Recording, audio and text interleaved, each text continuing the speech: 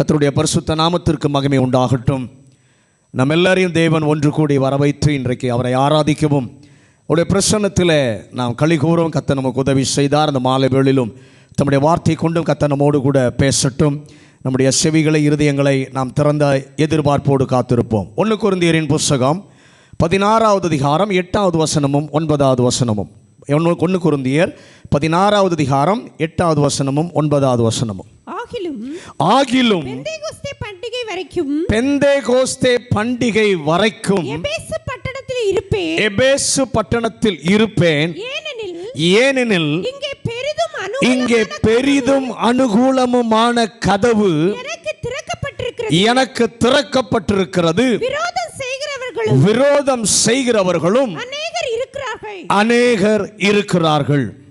இந்த பகுதியில் இந்த 1 கொரிந்தியர் 16வது அதிகாரம் 8வது வசனம் 9வது வசனத்தில் பார்க்கும் பொழுது எபேசு பட்டணத்தில் இருக்க வேண்டும் என்று சொல்லி பவுல் விரும்புகிறார். எது வரைக்கும் என்று சொன்னால் பெந்தேகோஸ்தே பண்டிகை வருகிற வரைக்கும் இந்த எபேசு பட்டணத்தில் இருக்க பவுல் விரும்புகிறார்.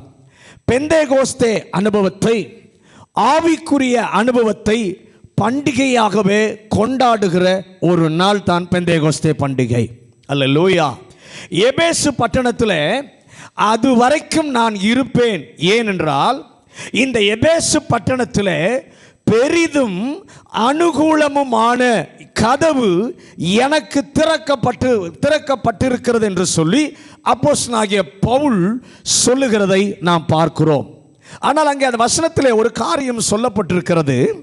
அவரை சுற்றிலும் விரோதம் செய்தவர்கள் இருந்தார்கள் என்றும் அந்த வசனத்திலே அவர் எழுதுகிறார். அந்த 9வது வசனத்தை பாருங்க. இங்கே பெரிதும் அனுகூலமான கதவு எனக்கு திறக்கப்பட்டிருக்கிறது உண்மை. விரோதம் செய்கிறவர்களும் அநேகர் என்ன பண்ணுகிறார்கள்? இருக்கிறார்கள் என்று சொல்லி பவுல் சொல்லுகிறதை நாம் பார்க்கிறோம். நன்றாக கவனிங்க. பவுலுடைய கண்கள் விரோதம் செய்கிறவர்களை மாத்திரம் பார்க்கவில்லை. பவுலுடைய கண்கள் எதையும் இன்னொரு காரியத்தையும் நோக்கி பார்க்கிறது. விரோதம் செய்கிறவர்கள் இருக்கிறதையும் அப்போஸ்தலனுடைய பவுலுடைய கண்கள் பார்க்கிறது. ஆனால் அதைவிட அவருடைய கண்கள் ஆழமாய் பார்க்கிற ஒரு காரியம் என்னவென்று சொன்னால், இந்த எபேசு பட்டணத்தில் எனக்கு பெரிதும் அனுகூலமான ஒரு வாய்ப்பின் கதவு திறந்து இருப்பதை அப்போஸ்தலனாகிய பவுல் பார்க்கிறார். அல்லேலூயா. நம்முடைய வாழ்க்கையிலே வாய்ப்புகளுடைய கதவை திறக்கிறவர் என் ஆண்டவராகிய இயேசு கிறிஸ்து. அல்லேலூயா. நம்முடைய தேவன் திறக்கிறவர். எல்லாரும் சொல்லுங்க, நம்முடைய தேவன் வாய்ப்புகளின் கதவுகளை நமக்காக திறக்கிறவர். வேதவசனத்தில் வெளிப்படுத்தல் புத்தகத்தில் வாசிக்கிறோம், இதோ உனக்கு முன்பாக திறந்த வாசலை நான் வைத்திருக்கிறேன், ஒருவனும் அதை பூட்ட மாட்டான் என்று சொல்லுகிற அந்த வாக்குத்தத்தத்தோடு கூட இந்த மாலை வேளையிலே சர்வ வல்லவர் நமத்திலே அவர் கடந்து வந்திருக்கிறார். தேவன் திறந்தால் அந்த வாசலை யாராலும் அடைக்க முடியாது. ஆனால் அதே சமயத்தில் தேவன் ஒரு வாசலை அடைச்சிட்டாருனாலும் யாராலையும் திறக்க முடியாது. ஆமென் சொல்லுங்களேன். பக்கத்தில் இப்போ கை கொடுத்து சொல்லுங்க, உங்களுக்காக ஒரு வாசலை திறக்கிற ஒரு கர்த்தர் உங்க பக்கத்தில் இருக்கிறார். இது வரைக்கும் அது அடைக்கப்பட்டிருந்தாலும் உங்களுக்காக ஒரு வாய்ப்பின் வாசலை என் ஆண்டவர் திறக்கிறார். அல்லேலூயா. ஏனென்றால் வாய்ப்பை நமக்காக திறந்து வைக்கிறவர் நம்மை அழைத்த தேவன். அல்லேலூயா. அவர் வாசமாயிருக்கும் பரலோகத்தின் கதவுகள் பகலிலும் இரவிலும் பூட்டப்படாதிருக்கும் என்று வெளிப்படுத்தல் 21:25 வாசிங்க. அங்க சொல்லப்பட்டிருக்கு பாருங்க. வெளிப்படுத்தல் 21:25. அங்கே ராக்காலம் இல்லாதபடியால் அதன் வாசல்கள் பகலில் அடைக்கப்படுவதே இல்லை. ஹல்லேலூயா. அந்த பரலோகம் பகலிலும் சரி இரவிலும் சரி பூட்டப்படாதிருக்கிற கதவு திறந்து வைத்திருக்கிற ஒரு தேவன். ஹல்லேலூயா. நீங்க ஏதேன் தோட்டத்தில் பார்த்தீங்கன்னா ஆதாம் ஏவாளுடைய பாவத்தினாலே தான் ஏதேன் தோட்டத்தினுடைய கதவு பூட்டப்பட்டது. அது வரைக்கும் அந்த ஏதேன் தோட்டம் திறந்துதான் இருந்துச்சு. ஆனால் என்னைக்கு ஆதாம் ஏவாளும் பாவம் செஞ்சாங்களோ அன்னைக்கு தான் ஏதேனுடைய கதவு பூட்டப்பட்டது. ஆனால் ஒரு உதாரணம் சொல்றேன். நம்முடைய ஆண்டவராகிய இயேசு, ஆதாமாகிய இயேசு ரத்தம் சிந்தி அடைக்கப்பட்ட அந்த கதவை என் கர்த்தர் திறந்தார். அல்லேலூயா. தம்முடைய சரீரமாகிய திரையை ஆண்டவர் கிழித்து ஒரு வாசலை இந்த மனு குலத்திற்காக கர்த்தர் திறந்தார். அவர் சொல்றாரு, புதிதும் ஜீவனுமான ஒரு மார்க்க கதவை கர்த்தர் நமக்காக திறந்து வைத்தார். யோவான் 10ஆம் அதிகாரத்தில் சொல்றாரு, நானே வாசல். இந்த இயேசுவின் மேல் அன்பும் இந்த இயேசுவின் மேல் நம்பிக்கையும் வைக்கும் தேவ ஜனங்கள் எல்லாருக்கும் அவர் வாசலின் கதவுகளையும் வாய்ப்புகளையும் திறந்தே வைக்கிறார். அல்லேலூயா. கை கொடுத்து பக்கத்தில் கை கொடுத்து சொல்லுங்க, அவரை நம்புகிற அவருடைய ஜனங்கள் எல்லாருக்கும் வாசல்களையும் கதவுகளையும் வாய்ப்புகளையும் கர்த்தர் திறந்தே வைக்கிறார். தேவ பிள்ளையே, நம்முடைய வாழ்க்கைக்கு வாய்ப்புகள் தேவை. ஆமா தானே? நம்முடைய வாழ்க்கைக்கு ஒவ்வொருவருக்கும் ஏதாவது ஒரு வாய்ப்பு எனக்காக வழி திறக்காதா என்று சொல்லி தான் நம்ம இன்றைக்கு ஏங்குகிறோம். எல்லாருக்குமே ஒரு திறந்த ஆசீர்வாத கதவு மிக மிக தேவை. அல்லேலூயா. 30 இருந்தா 60க்கு போகிற வாய்ப்பு கதவுகள் நமக்கு இருக்கும். 60 இருந்தால் 100க்கு போகிற வாய்ப்பின் கதவுகள் நமக்கு வேண்டும், நமக்கு திறக்கத்தான் வேண்டும். கதவுகள் எல்லாருக்குமே திறக்கப்படணும், பாகுபாடே இல்லை. அப்படி தானே? சின்ன பிள்ளைங்களாக இருந்தாலும் சரி, வாலிப பிள்ளைகளாக இருந்தாலும் சரி, பெரியவங்களாக இருந்தாலும் முதியோராக இருந்தாலும் எல்லாருக்குமே ஏதோ ஒரு கதவு என்ன பண்ணணும்? திறக்கப்பட வேண்டும். கோரேஸ் என்கிற ராஜாவை குறித்து பார்க்கும் பொழுது அவனுக்காக ஏசாயா 44ஆம் அதிகாரம் 28வது வசனத்தையும் 45ஆவது அதிகாரம் 1 முதல் 5 வசனங்களையும் நம்ம வாசிக்க கேட்கலாம். கோரேசை குறித்து அவன் என் மேய்ப்பன், அவன் எருசலேமை நோக்கி நீ கட்டப்படு என்றும் தேவாலயத்தை நோக்கி நீ அஸ்திபாரப்படு என்றும் சொல்லி எனக்கு பிரியமானதை எல்லாம் நிறைவேற்றுவான் என்று சொல்லுகிறவர் நான் கர்த்தராகிய நான் அபிஷேகம் பண்ணின கோரேசுக்கு முன்பாக ஜாதிகளை கீழ்ப்படுத்தி ராஜாக்களின் இடைக்கட்டுகளை அவிழ்க்கும்படிக்கும் அவனுக்கு முன்பாக வாசல்கள் பூட்டப்படாதிருக்க கதவுகளை திறந்து வைக்கும்படிக்கும் அவனை பார்த்து அவன் வலது கையை பிடித்துக்கொண்டு அவனுக்கு சொல்லுகிறதாவது நான் உனக்கு முன்னே போய் கோணலானவைகளை செவ்வையாக்குவேன்.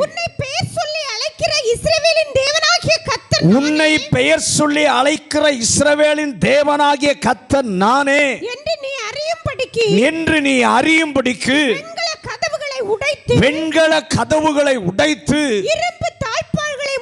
இருப்பு தாழ்பாள்களை முறித்து அந்தகாரத்தில் இருக்கிற பொக்கிஷங்களையும் ஒளிப்பிடத்தில் இருக்கிற புதையல்களையும் உனக்கு கொடுப்பேன். நான் என் தாசனாகிய யாக்கோபின் நிமித்தமும் நான் தெரிந்து கொண்ட இஸ்ரவேலின் நிமித்தமும் நான் உன்னை பெயர் சொல்லி அழைத்து நீ என்னை அறியாதிருந்தும் உனக்கு நாமம் தரித்தேன். நானே கர்த்தர், வேறொருவர் இல்லை, என்னை தவிர வேறே தேவன் இல்லை. இந்த வேத பகுதியிலே வாசிக்கும் பொழுது நாங்கள் கேட்டோம், கோரேசுக்கு முன்பாக வாசல் பூட்ட திறக்கப்படாதிருக்கும் என்று சொல்லுகிறார். ஒரு புறஜாதி மன்னன் பெர்சிய மன்னனுக்காக கதவுகளை திறந்து அதை ஒருவனும் பூட்டாதபடி நான் வாசல்களை திறந்து வைப்பேன் என்று கர்த்தர் சொல்லுகிறார். அப்படியே இந்த கோரேசுக்கு முன்பாக ஒருவன் கதவை பூட்டி வைத்தால் அது வெண்கல கதவாய் இருந்தாலும் உடைத்து, அது இருப்பு தாள்கள் போட்டிருந்தாலும் நான் அதை முறித்து அந்தகாரத்தில் இருக்கிற அந்தரங்கத்தில் இருக்கிற பொக்கிஷங்களையும் மறைந்திருக்கிற புதையல்களையும் எடுத்து அவனுக்கு கொடுப்பேன் என்று சொல்லி ஆண்டவர் சொல்லுகிறார். இவன் ஒரு விசுவாசி அல்ல, புறஜாதிய ராஜாவாய் இருந்தாலும் ஆண்டவர் அவனுக்கென்று கதவுகளை திறப்பாராம். அல்லேலூயா. அடைபட்ட கதவுகள் அது வெண்கல கதவாய் இருந்தாலும் உடைப்பாராம். தேவன் உங்களுக்காக எனக்காக நடவடிக்கை எடுக்க வேண்டும். எத்தனை பேர் ஆமென் சொல்றீங்க? இன்றைக்கு நமக்கு முன்பாக எத்தனையோ அடைக்கப்பட்ட வாசல்கள் இருக்கிறது. அந்த வாசல்களை உடைத்து அந்தரங்கத்தில் இருக்கிற பொக்கிஷங்களை கர்த்தர் திறக்க வேண்டுமானால் கர்த்தர் நடவடிக்கை எடுத்தால் தான் நம்முடைய வாழ்க்கையில நடக்கும். அல்லேலூயா. அப்படி ஆண்டவர் எழுந்த நடவடிக்கை எடுத்தார்னு வச்சுக்கோங்களேன், ஒரு ஆளும் அவருக்கு முன்பாக எதிர்த்து நிற்கவே முடியாது. ஒரு ஆளும் உங்களுக்கு எதையும் தடுக்கவே முடியாது. அல்லேலூயா. எங்களுக்காக, அது உங்களுக்காகவும் எனக்காகவும் நடவடிக்கை எடுத்து திறக்கிற அடைக்கப்பட்டதையெல்லாம் திறக்கிற ஒரு கர்த்தர் ராஜாவா இந்த மாலை வேளையில நம் மத்தியில் அவர் கடந்து வந்திருக்கிறார். அல்லேலூயா. நாம் ஆராதிக்கிற இயேசு யார் தெரியுமா? வெண்கல கதவை உடைக்கிறவர், வாய்ப்பின் கதவுகளை திறக்கிறவர். தேவன் திறக்காவிட்டால் நீங்களும் நானும் எவ்வளவு முயற்சி செஞ்சாலும் பெற்றுக்கொள்ள முடியாது. பக்கத்தில் கை கூட சொல்லுங்க, தேவன் நடவடிக்கை எடுத்து கதவை திறக்கலன்னா நாம் எவ்வளவு முட்டி மோதி முயற்சித்தாலும் ஒன்றும் நடக்காது. ஹல்லேலூயா. உங்கள் ஒவ்வொருவருக்கும் அடுத்த உயர்வு கதவுக்குள்ளே நுழைய கர்த்தர் ஆயத்தப்படுத்தி வச்சிருக்கிறார். விசுவாசிக்கிற கையை உயர்த்தி, நான் இதே நிலையில் இருக்க போவதில்லை, எனக்கு உயர்வை கொடுக்க ஒரு கதவை திறக்கிற கர்த்தர், பெரிய கதவாக இருந்தாலும் அனுகூல வாசல்களை கர்த்தர் திறந்து வைக்கிறவராய் ராஜாவாய் கடந்து வந்திருக்கிறார். அதுதான் நமக்கு கொடுக்கப்பட்ட வாக்குத்தத்தம். ஒருவேளை உங்களை சுற்றிலும் விரோதம் செய்கிறவர்கள் நிறைய பேர் இருக்கலாம். கொஞ்சம் நஞ்சம் இல்லை. உங்களை கேட்டால் சொல்லுவீங்க, பாஸ்டர் எந்த பக்கம் திரும்பினாலும் என்ன பண்ணுறான், என்னைய நெருக்கிறான், எந்த பக்கம் திரும்பினாலும் குத்துறான், எந்த பக்கம் திரும்பினாலும் வேதனை பாஸ்டர். ஆனால் ஒன்றை நான் அந்த மாலை வேளையில் சொல்கிறேன், தேவன் பெரிய கதவுகளை திறந்து வைக்கிறார். அனுகூலமான கதவுகளை கர்த்தர் திறந்து வைக்கிறார். இந்த பெரிய அனுகூலமான கதவுகளை, வாய்ப்புகளை நீங்கள் பயன்படுத்தி உள்ளே நுழையும் போது முடிவில் பெந்தேகோஸ்தே பண்டிகையை சந்திப்பீர்கள். அல்லேலூயா. ஆவிக்குரிய பிள்ளைகளாய் இருந்து மன மகிழ்ச்சியாய் நீங்கள் இருப்பீங்க. எத்தனை பேருக்கு அது ஆசை? நான் தேவனுடைய பிள்ளையாய் இருந்து மன மகிழ்ச்சியாய் சந்தோஷமாய் இருக்கணும்னா எனக்காக வாய்ப்புகளை திறந்து கொடுக்கும் போது நான் அதை பயன்படுத்தி உள்ளே போகும்போது பெந்தேகோஸ்தே பண்டிகையின் ஆர்ப்பரிப்பை எனக்கு கொடுக்கிறவர் என்னோடு கூட இருக்கிறார். ஆனால் இன்றைக்கு ஆண்டவர் நமக்கு சொல்லுகிற விஷயம் என்ன? அநேகருடைய வாழ்க்கையில கதவுகள் பூட்டப்பட்டிருக்கிறது. அப்போஸ்தலனாகிய பவுல் சொல்றாரு, இங்கே பெந்தேகோஸ்தே பண்டிகை வரைக்கும் இருப்பேன், ஏன்னா இங்கே பெரிதும் அனுகூலமான வாசல் எனக்கு திறக்கப்பட்டிருக்கிறது. ஆனால் இந்த மாலை வேளையிலே கர்த்தர் நம்மோடு கூட பேச விரும்புகிற விஷயம் என்னன்னா, ஏன் அநேகருக்கு கதவுகள் பூட்டப்பட்டிருக்கிறது, ஏன் அடைக்கப்பட்டிருக்கிறது என்பதற்கு வேதத்தில் பல காரணங்கள் உண்டு. ஆனால் 3-4 முக்கியமான காரியங்களை இந்த மாலை வேளையிலே உங்களோடு கூட நான் பகிர்ந்து கொள்ள விரும்புகிறேன். ஏன் கர்த்தருடைய பிள்ளையினுடைய வாழ்க்கையில் கதவுகள் அடைக்கப்பட்டிருக்கிறது, கதவுகள் ஏன் பூட்டப்பட்டிருக்கிறது? முதலாவது காரியம் 2 சாமுவேல் 13 அதிகாரம் 17வது வசனம். 2 சாமுவேல் 13 அதிகாரம் 17வது வசனம். தன்னிடத்தில் சேவிக்கிற வேலைக்காரனை கூப்பிட்டு, நீ இவளை என்னை விட்டு வெளியே வெளியே தள்ளி நீ இவளை என்னை விட்டு வெளியே தள்ளி கதவை பூட்டு என்றான். கதவை பூட்டு என்றான். இங்கே ஒரு மனிதனை பார்க்கிறோம். நமக்கு எல்லாருக்கும் தெரிந்த ஒரு காரியம்தான். அம்னோன் என்கிற ஒருவனை குறித்து நாம் பார்க்கிறோம். ஒரு இளம் வாலிப பெண்ணுடைய வாழ்க்கையை பாழாக்கினவன். அதன் பின்பு அவன் தன்னுடைய பக்கத்தில் பாழாக்கி விட்டு பக்கத்தில் இருக்கிற வேலைக்காரனை கூப்பிட்டு அவன் சொல்றான், நீ இவளை வெளியே தள்ளி கதவை பூட்டு.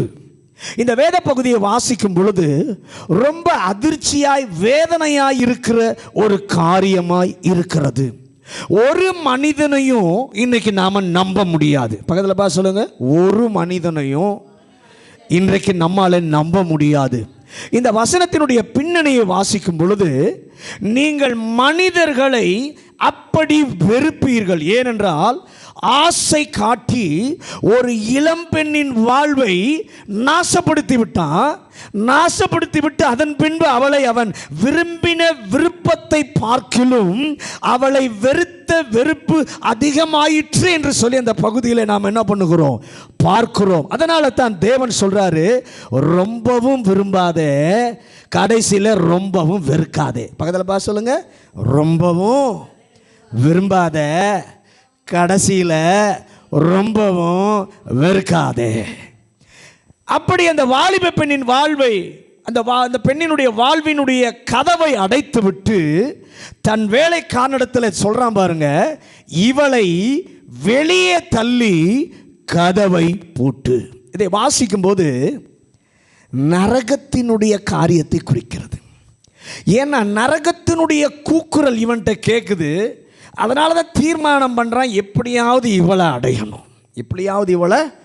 அடையணும். கடைசியில் அவருடைய வாழ்க்கையை கெடுத்து விட்டு வெளியே தள்ளி என்ன பண்ணு, கதவை பூட்டு. இன்னைக்கு நரகத்தினுடைய தீர்மானம் என்ன தெரியுமா?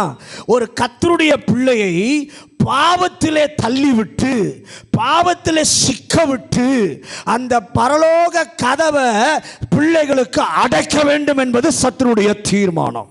இன்னைக்கு நிறைய பிள்ளைகள் அதை உணராமல் அந்த பாவத்திற்கு இடம் கொடுத்து பரலோக ஆண்டவர் நமக்கு கொடுக்கிற வாய்ப்புகளின் கதவுகளை சத்துருவானவன் பூட்டி கொண்டிருக்கிறான். அல்லேலூயா.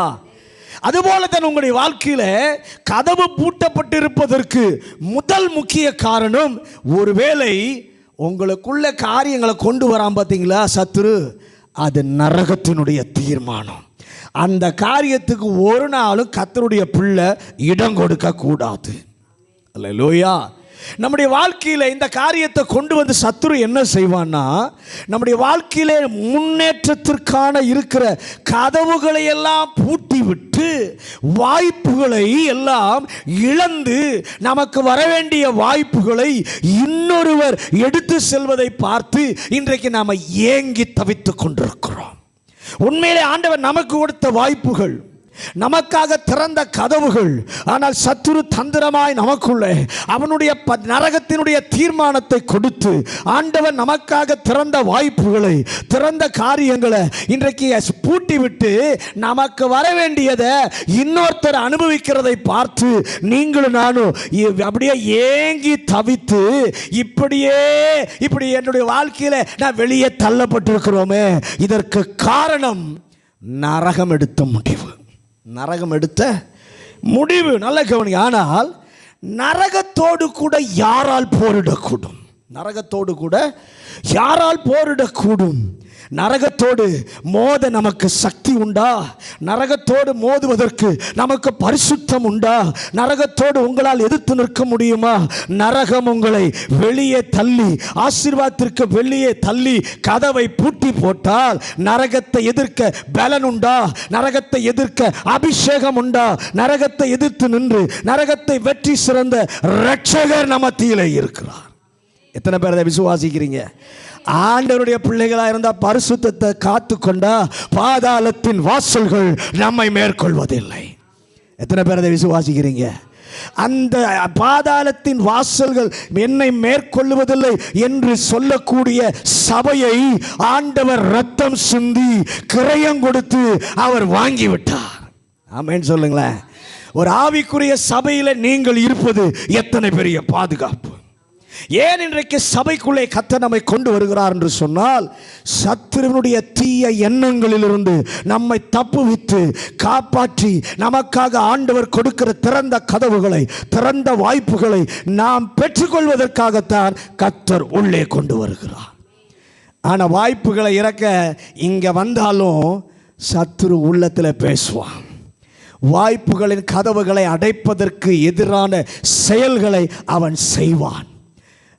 நரகம், நாம் ஒன்று சொல்கிறேன், தேவ சபையில் இணைந்து தேவனோடு இணைந்து சத்தியத்தில் நடந்தால் நரகம் நம்மை மேற்கொள்ளவே முடியாது. எத்தனை பேர் அதை விசுவாசிக்கிறீங்க? ஆண்டவரோடு நடக்கிற பிள்ளையை நரகம் மேற்கொள்ள முடியாது. நரகத்தை எதிர்த்து நிற்கக்கூடிய பலன் நம்மளுடைய பார்லிமெண்ட்டுக்கெல்லாம் கிடையாது. நரகத்தை எதிர்த்து நிற்கக்கூடிய பலன் பார்லிமெண்ட்டுக்கும் கிடையாது, சட்டமன்றத்திற்கும் கிடையாது, ஐநா சபைக்கும் கிடையாது. ஐநா சபைக்கும் கிடையாது. ஆனால் நம்முடைய தாய் தந்தைக்கு கூட அதை எதிர்த்து நிற்க பலன் இல்லாமல் இருந்திருக்கலாம். ஆனால் இயேசுவோடு சேர்ந்து அவருடைய சபைக்குத்தான் நரகத்தை எதிர்த்து நிற்கிற பலன் உண்டு. அப்படிப்பட்ட சபையில் இருக்கிறதுனாலே பெரிதும் அனுகூலமான வாசல் நமக்கு திறக்கும். அல்லேலூயா. ஒருவேளை நரகம் நம்முடைய கதவை அடைத்து விடுகிறதோ என்று கவனித்து பார்த்து, நரகத்தை ஜெயித்த இயேசுவை சார்ந்து அவருடைய பாதத்தில் விழுந்து கிடக்க வேண்டும். கொஞ்சம் பெருமையாய் காத்திருங்க. அவன் சமூகத்தில் ஏற்ற காலத்திலே கர்த்தர் உங்களை உயர்த்துவார். வாசல்களை திறந்து வைத்திருக்கிற கர்த்தர், வாய்ப்புகளை திறந்து வைத்திருக்கிற கர்த்தர் ஏற்ற காலத்தில் உங்களை உயர்த்துவார். கொஞ்ச காலம் அவருடைய பாதத்தில் அவருடைய வசனத்தை பிடித்து கொண்டு, சத்தியத்தை பிடித்து கொண்டு பரிசுத்தமாக நீங்கள் நிற்பீர்கள் என்று சொன்னால் உங்களுக்காக ஒரு பெரிய உயர்வின் அனுகூலத்தின் வாசலை கர்த்தர் வைத்திருக்கிறார். ரெண்டாவது ஏன் பூட்டப்பட்டிருக்கிறது? 24 சங்கீதம் 7வது வசனம். சங்கீதம் 24:7. வாசல்களே, வாசல்களே, உங்கள் தலைகளை உயர்த்துங்கள், உங்கள் தலைகளை உயர்த்துங்கள், அநாதி கதவுகளே உயருங்கள், அநாதி கதவுகளே உயருங்கள், மகிமையின் ராஜா உட்பிரவேசிப்பார், மகிமையின் ராஜா உட்பிரவேசிப்பார். ரெண்டாவது ஏன் போட்டிருக்க, என்ன காரணம் தெரியுமா? பூர்வீக கதவு அங்கே இருக்கு. இந்த பகுதியில் பார்க்கும்போது இந்த வசனத்தை எப்படி பாஸ்டர் விளங்கி கொள்றது அப்படின்னா, வசனம் சொல்லுது அநாதி கதவுகளே உயருங்கள். அதாவது அநாதி கதவுகளே நீங்கள் பூட்டப்பட்டிருக்க கூடாது, நீங்கள் திறவுங்கள். காரணம், மகிமையின் ராஜா உட்பிரவேசிக்கிறார். இந்த வசனத்திலிருந்து ஏன் நம்முடைய வாய்ப்புகளின் கதவுகள் பூட்டப்பட்டிருக்கிறது என்றால், அது அநாதி கதவுகளாய் இருக்கலாம், பூர்வீக பிரச்சனையாய் இருக்கலாம், பழமையான ஒரு பிரச்சனை, பூர்வீக சாபம், பூர்வீக கதவுகள், மூதாதையர்கள் வம்சவழியாய் வந்ததான பூர்வீக பாழடைந்த கதவுகள். அதனால தான் கதவுகள் நமக்கு திறக்கவில்லை. உன்னிலிருந்து தோன்றினவர் பூர்வத்தில் பாழாய் கிடந்த ஸ்தலங்களை கட்டுவார்கள். அல்லேலூயா என்று விசுவாசிகளுக்கு என் ஆண்டவர் வாக்கு கொடுத்திருக்கிறார். கதவு இன்றைக்கு அநேகருக்கு திறக்கவில்லை. காரணம், அது பழைய கதவு, பூர்வீக கதவு. அதை ஜெயிக்க நம்முடைய மூதாதையர்களாலும் முன்னோர்களினாலும் முடியவில்லை. மூதாதையர்கள் செய்ததான, நம்முடைய முன்னோர்கள் செய்ததான விக்கிரக ஆராதனை, அவர்கள் செய்த அக்கிரமம், அவர்கள் செய்ததான பாவம், அவர்கள் செய்த கொலைகளோ, சிந்திய இரத்தமோ, அவருடைய மதுபான பழக்க வழக்கங்களோ, இது போன்ற காரியங்கள் நம்முடைய வாழ்க்கையின் வாய்ப்புகளை ஒருவேளை அடைத்து வைத்திருக்கக்கூடும். பூர்வீக பாழடைந்த அனுபவங்கள், இதை திறப்பதற்கு நாம் என்ன செய்ய வேண்டும்? மகிமையின் ராஜாவாகிய இயேசுவை வரவேற்று, வாசல்களே, அநாதி கதவுகளே திறவுங்கள் என் மகிமையின் ராஜா இயேசு உட்பிரவேசிக்கிறார் என்று சொல்லி அவரை பாடி வைராக்கியத்தோடு இயேசுவை நீங்களும் நானும் அழைக்க வேண்டும். அல்லேலூயா. அவர் உள்ளே நுழைந்தால் பாலடைந்த கதவு திறக்கும். பக்கத்தில் பார்த்து சொல்லுங்க, இயேசுவை சார்ந்து கொண்டு அவரை துதிச்சு ஆராதிச்சு உள்ள நீங்க வருவீங்க, கூட்டிட்டு வருவீங்கன்னா அவர் உள்ளே நுழையும் முன்பு பாலடைந்த கதவு திறக்கும், பூர்வீக கதவு திறக்கும். நம்முடைய தாய் தந்தைக்கு, நம்முடைய முன்னோர்களுக்கு திறக்காமல் இருந்த சில கதவுகள் நமக்காக திறக்கும். அல்லேலூயா. நாம் சும்மா இருந்தால் முடியாது. நம்ம சும்மா இருந்தால் முடியாது. ஒரு சின்ன உதாரணம் சொல்கிறேன். மயிலே இறகு போடுனா இறகு போடாது. மயிலே மிளகு இறகு போடுனா என்ன பண்ணாது? இறகு போடாது. கொஞ்சம் போராடி பிடுங்கினா தான் இறகு வரும். அதே போல் சாத்தானோடு போராடி நம்ம ஆசீர்வாதம் அவன்ட்டு இருக்கு பாருங்க, அதை பிடுங்கணும். பக்கத்தில் பார்த்து சொல்லுங்க, சாத்தானோடு போராடி யுத்தம் செய்து அவன் கையில் நமக்குரியதை இருக்கிறத பிடுங்கி எடுக்க வேண்டும். அல்லேலூயா.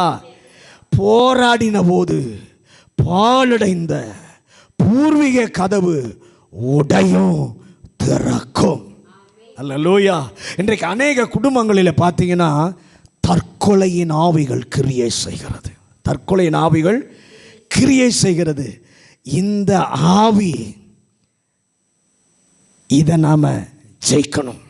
இதை நாம் ஜெயிக்கணும். ஆண்டவரே, ஒரு வைராக்கியம் நமக்குள்ளே இருக்கணும். ஆண்டவர், என் வீட்டில் ரட்சிக்கப்படாத என்னுடைய அப்பா அம்மா, ரட்சிக்கப்படாத என்னுடைய மனைவி, ரட்சிக்கப்படாத என்னுடைய கணவன், ரட்சிக்கப்படாத என்னுடைய பிள்ளைகள், ஒருவரையும் நான் நரகம் செல்ல விட மாட்டேன். ஒருவரையும் தற்கொலையினால் நரகம் செல்ல விட மாட்டேன். நான் பூட்டப்பட்டிருக்கிற இந்த பூர்வீக கதவுகளை தேவன் திறக்கும்படி நான் ஜெபிப்பேன், விடாப்பிடியா நான் ஜெபிப்பேன் என்று ஆண்டவரை நீங்க கூப்பிட்டு நீங்க அந்த வேலையை செய்வீர்கள் என்று சொன்னால் தேவன் தம்முடைய வேலையை அவர் செய்வார். நம்முடைய தேவனுக்கு ஒப்பானவர் யாரும் இல்லை. அல்லேலூயா. மூன்றாவது காரியம், ஆதியாகமம் 4வது அதிகாரம் 7வது வசனம். ஆதியாகமம் 4வது அதிகாரம் 7வது வசனம். நீ நன்மை செய்தால், நீ நன்மை செய்தால் மேன்மை இல்லையோ, நீ நன்மை செய்யாதிருந்தால், நீ நன்மை செய்யாதிருந்தால் பாவம் வாசற்படியில் படுத்திருக்கும். பாவம் வாசற்படியிலே படுத்திருக்கும். பக்கத்தில் பார்த்து சொல்லுங்க, நீங்க நன்மை செய்யலனா பாவம் வாசற்படியில படுத்திருக்கும். அப்ப பாவம் வாசலில் படுத்திருக்கும். இந்த வசனத்தின்படி பாவம் நம்ம வீட்டிலே வாசற்படியிலே படுத்திருந்தால் கதவுகள் திறக்காது. பக்கத்தில் பார்த்து சொல்லுங்க, பாவம் நம்முடைய வீட்டு வாசலில் படுத்திருந்தா அனுகூல வாசல் திறக்காது. கதவு திறக்கணும். எத்தனை பேர் ஆசைப்படுறீங்க? ஆனால் நம்முடைய வாழ்க்கை கதவுகள், வாய்ப்பு கதவுகள் திறக்கப்பட முடியாதபடி நாம் செய்த பாவம் வாசற்படியில் படுத்திருக்கும்.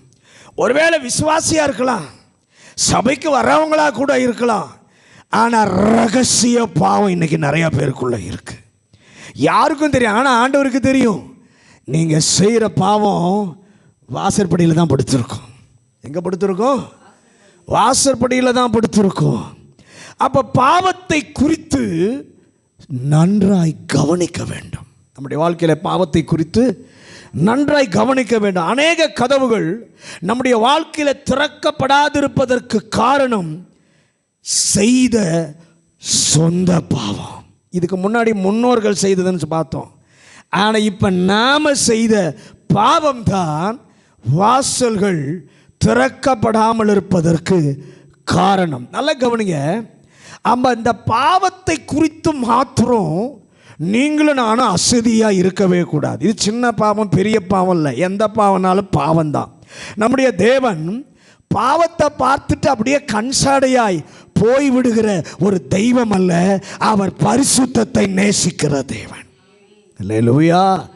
பாவத்தை வெறுக்கிற ஒரு தேவன், வெறுப்பை, அந்த பாவத்தை குறித்த வெறுப்பை உங்களுக்குள்ளே பரிசுத்த ஆவியானவர் தான் கொண்டு வர வேண்டும். ஆமென். பாவத்தை குறித்த ஒரு உணர்வை நமக்கு கொடுக்கிறவர் நம்முடைய தேவன். எத்தனை பேர் அதை விசுவாசிக்கிறீங்க? சின்ன பாவத்தையும் பெருசா நமக்கு காட்டுவார். நாம சொல்லுவோம் இது சின்னது தானன்னு. ஆனால் அந்த சின்ன பாவத்தை கூட ஆண்டவர் பெருசா காட்டுவார். அதுதான் பரிசுத்தம். அல்லேலூயா. சின்ன தவறை நமக்கு ஆண்டவர் பெருசா காட்டுவார். கவனமாக இருப்பீர்களானால் பாவத்தை உங்களால் ஜெயிக்க முடியும். அல்லேலூயா. அப்படி இல்லை என்றால் நம்முடைய வாசல்களை, வாய்ப்புகளை திறக்க விடாமல் வாசற்படியிலே படுத்திருப்பது இந்த பாவம் தான். நீங்க வீட்டை விட்டு வெளியே போகும்போதும் வாசற்படியில் படுத்திருக்கோம். நீங்க அந்த பாவத்தை தாண்டி தான் போவீங்க. திருப்பி வெளியில போயிட்டு உள்ள வந்தாலும் பாவம் தான் அங்கே தான் இருக்கும். அதை தாண்டிட்டு தான் உள்ள வருவீங்க. அப்படிதானே? அதனால தான் உள்ளே போனாலும் நிம்மதி இல்லை, வெளியே வந்தாலும் நிம்மதி இல்லை.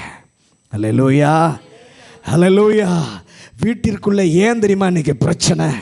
வீட்டுக்குள்ளே ஏன் தெரியுமா இன்றைக்கு ஒற்றுமை இல்லை? இன்றைக்கு வீட்டுக்குள்ளே ஏன் தெரியும் நம்ம பிரிவினை? தெய்வீகம் இல்லை நம்ம வீட்டுக்குள்ள.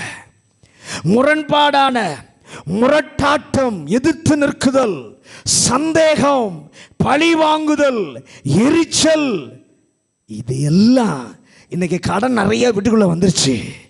சமாதானம் வர வாய்ப்பே இல்லாமல் போய்விட்டது. உள்ளே படுத்திருக்குதே அந்த பாவத்தை எழுப்பி விரட்டி அடிக்கணும். பக்கத்தில் வாசலுங்க, வீட்டு வாசலில் படுத்திருக்கிற பாவத்தை எழுப்பி விரட்டி அடிக்கணும். அதை எழுப்ப உங்களால் முடியாது, இயேசுவால் மட்டும்தான் முடியும். அல்லேலூயா. இயேசுவின் ரத்தம் என்னை கழுவட்டும் என்று வெறும் வார்த்தையில் ஆண்டவர் மசிய மாட்டார். நம்ம ஒரே வார்த்தையில் ஆண்டவரே என் பாவத்தை எல்லாம் என்ன பண்ணிரும், மன்னிச்சிரும் அப்படின்னு அந்த வார்த்தையில் சொல்லுவோம். அந்த வார்த்தைக்கு ஆண்டவர் மசிய மாட்டார். கதறணும், கண்ணீர் விடணும். ஆண்டவரே நான் செய்தது தவறுதா, இந்த பாவத்தை மன்னும். அது அழுது அழுது கதறணும். ஆண்டவர் அப்பொழுது ஒரு வெறுப்பை கர்த்தர் கொடுப்பார். இல்லை என்றால் வாய்ப்பு உங்களுக்கு வராது. தேவ வார்த்தையை கவனமாய் கேளுங்கள். நீங்கள் கட்டாயம் உயர வேண்டும் என்பது என்னுடைய ஆசையும் என் தேவனுடைய ஆசையும் தான், என் பிள்ளை உயர வேண்டும் என்பது. ஆனால் அநேக வாய்ப்புகளுடைய கதவுகள் திறப்பதற்கு மெயின் என்ன தெரியுமா? பரிசுத்தத்தை நீங்கள் நாட வேண்டும். அல்லேலூயா. 4வது ஏசாயா 57 அதிகாரம் 8வது வசனம். ஏசாயா 57:8. கதவுகளும் நிலைகளும், கதவுகளும் நிலைகளும் பின்னாக உன் ஞாபக குறியை வைக்கிறாய், பின்னாக உன் ஞாபக குறியை வைக்கிறாய். நீ என்னை விட்டு போய், நீ என்னை விட்டு போய் மற்றவர்களுக்கு உன்னை வெளிப்படுத்தினாய், மற்றவர்களுக்கு உன்னை வெளிப்படுத்தினாய். ஏறி போய் உன் மஞ்சத்தை அகலமாக்கி அவர்களோட உடன்படிக்கை பண்ணினாய். அவர்களுடைய மஞ்சத்தை காண்கிற எல்லா இடத்திலும் அதை நேசிக்கிறாய். நல்ல கவனிங்க. ஆண்டவர் இந்த பகுதியில் மிகவும் வருத்தத்தோடு இந்த வார்த்தையை கர்த்தர் சொல்லுகிறார். இஸ்ரவேலே, நீ அந்நிய தெய்வத்தை சேவிக்கிறாய், கதவுகளுக்கும் நிலைகளுக்கும் பின்னாக உன் ஞாபக குறிகளை நீ வைக்கிறாய். கதவுகளுக்கு பின்னால் ஞாபக குறி இருக்கிறபடியினாலே கதவுகள் பூட்டப்பட்டிருக்கும். தெய்வீக கதவுகள் திறக்காது, நன்மைகளின் கதவுகள் திறக்காது, சமாதானத்தின் கதவுகள் திறக்காது. அதனால தான் பிறரோடு முரண்பாடுகள் நமக்கு இருக்கு. சமாதான கதவு திறக்காதபடியினாலே பகைமை உணர்ச்சி, பிறரை மன்னிக்க முடியாமல் இருக்கிறது. உணர்ச்சி, அந்த மன்னிக்க முடியாத அந்த உணர்ச்சிகள் நிறைந்தவர்களாக இன்றைக்கு இருக்கிறோம். காரணம் என்ன? கதவுகளுக்கும் நிலைகளுக்கும் பின்னாக நீ ஞாபக குறிகளை வைக்கிறாய். கிராமங்களில் நீங்கள் பார்ப்பீர்கள் என்று சொன்னால், சந்தன படல் அப்படியே கையை அப்படி நினச்சி பின்னாடி அப்படி என்ன பண்ணுவாங்க, வச்சிருப்பாங்க அடையாளமாக. ஆண்டவர் சொல்கிறாரு, நிலைகளில் அவங்க பதிப்பாங்க, ஞாபக குறி வைப்பாங்க. ஆண்டவர் சொல்கிறாரு, அநேக காரியங்களை போட்டு அடையாளங்களாக அவங்க வைக்கிறது போல சில வீடுகளில் பார்த்தீங்கன்னா வேப்ப இலையை அப்படி கட்டி தொங்க விட்டுருப்பாங்க. கொசு தான் போகுமே ஒழிய எந்த பிசாசும் போகாது.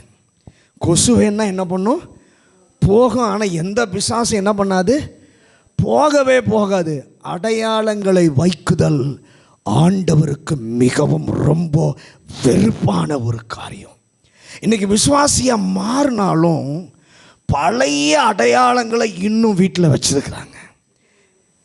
செத்து போனவங்க ஃபோட்டோ.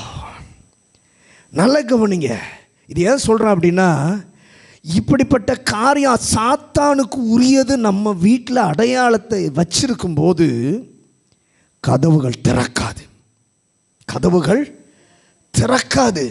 இன்னும் சிலர் பார்த்தீங்கன்னா இந்த ஃபோட்டோவுக்கு மாலை போட்டு ஒரு பூஜையே நடத்துவாங்க. மாலை போட்டு கிறிஸ்தவ வீட்டில் தான் சொல்கிறேன், வேற எங்கேயெல்லாம் நான் சொல்லலை, கிறிஸ்தவ வீட்டில். அதனால தான் இன்றைக்கி அநேக தேவ பிள்ளைகளுக்கு வாசல்கள் திறப்பது இல்லை. அல்லேலூயா. ஆண்டவர் சொல்றாரு, இஸ்ரவேல் ஜனத்தை பார்த்தா சொல்றாரு, உன்னுடைய கதவு நிலைகளிலே நீ இப்படிப்பட்ட ஞாபக குறியை வைக்கிறாயே. அந்நிய தெய்வங்களுடைய காரியங்கள் உன் வீட்டிலே இருக்கும்போது உனக்கு சோதனை தான் வரும், உனக்கு சிக்கல் தான் வரும். வசனமாக தான் பேசுகிறேன், வசனத்தை வசனமாக. இதை கேட்டால் கதவுகள் நிச்சயமாக உங்களுக்கு திறக்கும். அல்லேலூயா, அல்லேலூயா. அதனால தான் விக்கிரக ஆராதனைக்கு விலகி ஓடுங்கள் என்று சொல்லி வேதம் சொல்லுகிறது. தேவன் வெறுக்கிற அருவருக்கிற விக்கிரகத்தில் ஒன்றும் உன் வீட்டுக்குள்ளே இருக்கக்கூடாது, ஒன்றும் உன் வீட்டுக்குள்ளே இருக்கக்கூடாது. சிலர்லாம் நான் பார்த்து சொல்லியே இருக்கிறேன், கையில் பார்த்தீங்கன்னா மோதிரம் போட்டிருப்பாங்க, இதில் பார்த்தீங்கன்னா அந்நிய தெய்வத்துடைய சிம்பல் இருக்கும். என்னன்னே தெரியாது, யாரோ ஃப்ரெண்டு அல்லது சொந்தக்கார் கிஃப்டாக கொடுத்தாங்கன்னு போட்டுக்கிட்டு இருக்கிறாங்க. அது என்னன்னு பார்த்தியான்னு கேட்டதுக்கப்புறம் தான் அவங்களுக்கே உணர்வு. இன்றைக்கு ஆண்டவர் அருவருக்கிற இப்படிப்பட்ட சில காரியங்களை நம்ம உள்ளே அடையாளமாக வச்சிருக்கிறதுனால தான் கதவு பூட்டி இருக்கு. அல்லேலூயா. இன்றைக்கி தீர்மானம் பண்ணுங்க, ஆண்டவரே உமக்கு பிடிக்காத விக்கிரகம் எது என்னிடத்துல என் வீட்டுக்குள்ளே இருந்தோ இன்றைக்கி நான் தூக்கி எறிகிறேன். என் கதவு அடைக்கப்பட்டதுக்கு காரணமாக இருக்கிற இனி அது என் வீட்டுக்குள்ளே இருக்கக்கூடாது. அல்லேலூயா, அல்லேலூயா.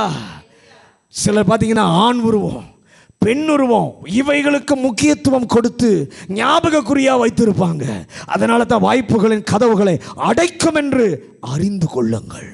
அது மாத்திரமல்ல, நம்முடைய இருதய கதவுகளிலே சில ஞாபக குறிகளை நாம் வைத்து விடுகிறோம்.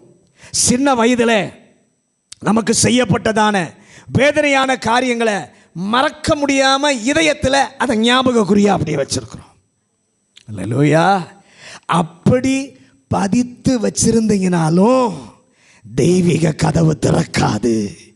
இதய கதவுல இதை நீங்கள் ஞாபகக்குறியாக வச்சிருந்தீங்கன்னா வாய்ப்புகளின் கதவு திறக்காது. காரணம், இருதயத்தில் பழைய நினைவுகளை பழைய பகைகளை யார் மேலேயோ உள்ள வெறுப்பு உங்கள் இருதயத்திலே ஞாபக குறியாய் ஒட்டி இருக்கிறது. அல்லேலூயா. இன்னைக்கு அதெல்லாம் தூக்கி எறிங்க. இருதயத்தில் ஒட்டி இருந்துச்சுன்னா யாரோ செஞ்ச பகை அது இருதயத்தில் வச்சிருந்தீங்கன்னா தூக்கி எறிங்க. கதவை கர்த்தர் இன்னைக்கு திறப்பார். அடைக்கப்பட்ட கதவு திறக்கும். நீங்கள் செய்து பாருங்க. இன்றைக்கு ஆண்டவர் ஏதோ நம்மை பரிசுத்தப்படுத்ததான் இந்த வார்த்தைகளை கர்த்தர் பேசிக் கொண்டிருக்கிறார். அல்லேலூயா. ஒருவேளை உங்க கணவன் செய்ததை உங்களால் மறக்க முடியாமல் இருக்கலாம், மனைவி செய்ததை உங்களால் மறக்க முடியாமல் இருக்கலாம், உங்க பிள்ளைகள் செய்ததை மறக்க முடியாமல் இருக்கலாம், உங்க பெற்றோர்கள் செய்ததை மறக்க முடியாமல் இருக்கலாம். ஒருவேளை அது வேதனையா இருக்கிற வரைக்கும் உன்னுடைய விண்ணப்பம் தடையா இருக்கிறது. அல்லேலூயா. அந்த நினைவுகளை இன்னைக்கு நாம் மறக்க வேண்டும்.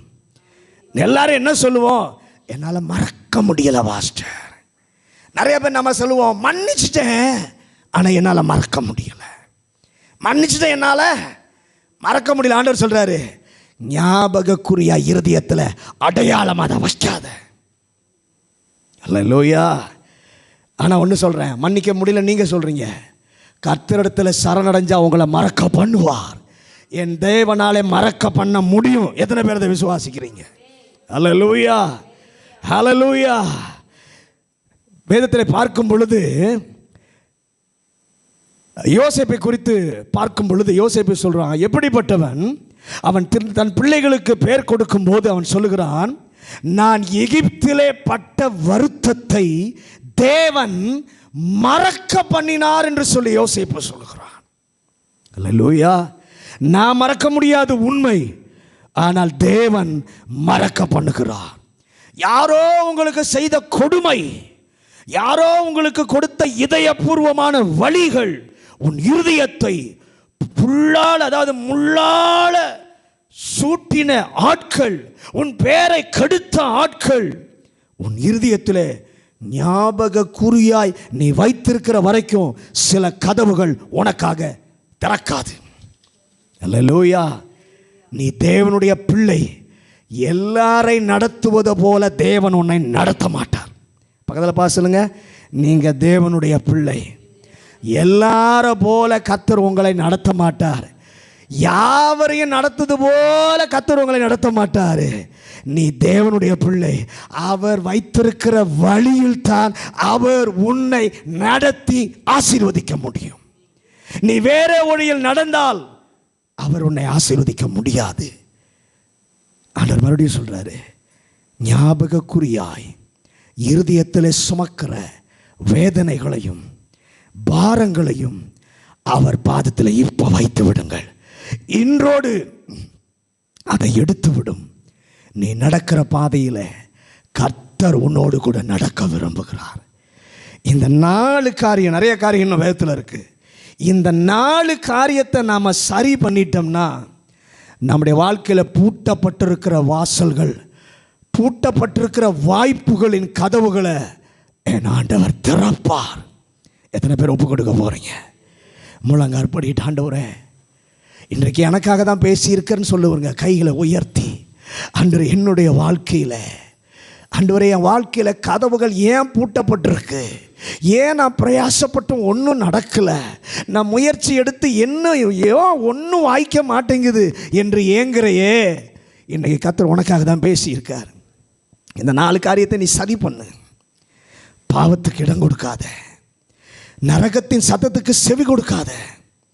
பூர்வீக கதவு உங்கள் வாழ்க்கையில் இருந்துச்சுன்னா அந்த பூர்வீக கதவுகளில் ராஜா உள்ள பிரவேசிக்கணும். அந்த கதவு பூட்டப்பட்டிருக்கு. பாரம்பரிய கதவு, முன்னோர்கள் செய்த பாவத்தினாலே கதவுகள் அடைக்கப்பட்டிருக்கு. ஆனால் கர்த்தருடைய பிள்ளையே, மகிமையின் ராஜாவாகிய இயேசு உள்ளே வரவேற்று, வாசல்களே, அநாதி கதவுகளே திறவுங்கள், என் மகிமையின் ராஜா உட்பிரவேசிக்கிறார் என்று சொல்லி அவரை பாடி துதித்து ஆராதித்து வைராக்கியத்தோடு இயேசுவை உள்ளே அலையுங்கள். அவர் உள்ளே நுழைந்தால் பாலுடைந்த கதவு திறக்கும், பூர்வீக கதவு திறக்கும். உங்களுடைய முன்னோர்களுக்கு, தாய் தகப்பனுக்கு திறக்காமல் இருந்த சில கதவுகள் உங்களுக்காக திறக்கும். நீங்க சும்மா இருக்கக்கூடாது. தேவனோடு கூட சாத்தானோடு கூட போராடணும். மயிலிடத்துல எப்படி இறக பிடுங்குனாதான் வருதோ அது போல பறிச்சு வச்சிருக்கிறானே, தேவ உதவியோடு சாத்தானிடத்துல இருந்ததை பிடுங்குங்க. அன்றைய என் குடும்பத்தில் இருக்கிற யாரையும் நான் இழக்க மாட்டேன். நரகம் போக ஒருவரையும் நான் விட மாட்டேன். அவங்களுக்காக நான் ஜெபம் பண்ணுவேன், அவங்களுக்காக நான் போராடுவேன், திறப்பில் நிற்பேன்னு ஒரு தீர்மானம் பண்ணுங்க. அந்த வேலையை நீங்க செய்தா அவர் தம்முடைய பங்கிலே வேலையை செய்வார். அவருக்கு நிகரானவர் ஒருவரும் இல்லை. 3வது ஆண்டவர் சொல்றாரு, நீ விசுவாசியா இருக்கலாம், தேவ பிள்ளையா இருக்கலாம், ஆனால் நீ பாவம் செய்த அந்த பாவம் வீட்டு வாசற்படியில் தான் படுத்திருக்கும். நீ அதை தாண்டி தான் போகணும், தாண்டி தான் உள்ளே வரணும். அதனால தான் வீட்டில் இன்றைக்கு நிறைய சமாதான குலைச்சல்கள். ஆண்டவர் சொல்றார், தவறை நமக்கு சின்ன தவறாக நமக்கு தெரியலாம், ஆனால் கர்த்தருக்கு ஒப்பு கொடுப்பாயானால் சின்ன தவறை கர்த்தர் பெரிதாய் காட்டுவார். காட்டும்போது கவனமாக இதில் இருப்பீர்களானால் அந்த பாவத்தை ஜெயிக்க முடியும். அப்படி இல்லை என்றால் வாசல்களை திறக்க விடாமல் வாசற்படியிலேயே பாவம் படுத்திருக்கும். 3வது 4வது, தேவன் விரும்பாத ஞாபக குறிகளை, அந்நிய தெய்வங்களுக்கு இணையான ஞாபக குறிகளை உங்கள் கதவுக்கு பின்னாடி கூட வச்சிருக்கேன். ஆண்டவர் அப்படி தான் சொல்கிறார் இங்கே வசனத்தில். கதவுகளுக்கும் வாசல்களுக்கும் நிலைகளுக்கும் பின்னாக, எல்லாருக்கும் தெரிகிற மாதிரி இல்லை, மறைஞ்சு தான் வச்சிருக்கிறேன். ஆனால் கர்த்தருக்கு மறைக்க முடியாது. ஞாபகக்குறியாக இருக்க உங்கள் வீட்டில் எது இருந்தாலும் அதை எடு. அதுதான் உங்கள் வீட்டில் முரண்பாடாக செயல்படுது. சமாதான கதவை அதுதான் அடைச்சி வச்சிருக்கு. பிறரை உன்னால் மன்னிக்க முடியல. இன்றைக்கி கர்த்தர் தெளிவாக உங்களுக்கு பேசுகிறார். ஆண்டவரே, யோசேப்பு சொல்கிறான், என்னால் மறக்க முடியல பாச, என் வாழ்க்கையில் சில செய்த காரியம் என்னால் மறக்க முடியலையே. ஆண்டவர் முன்னுதாரணமாக தான் யோசேப்பை நமக்கு எழுதி வச்சிருக்கிறாரு. யோசேப்பு சொல்கிறான், எகிப்தில் நான் பட்ட வருத்தத்தை என்னால் மறக்க முடியலை, ஆனால் தேவன் என்னை மறக்க பண்ணினார். மறக்க பண்ணுகிற ஒரு கர்த்தரை சார்ந்து கொள்ளுங்கள்.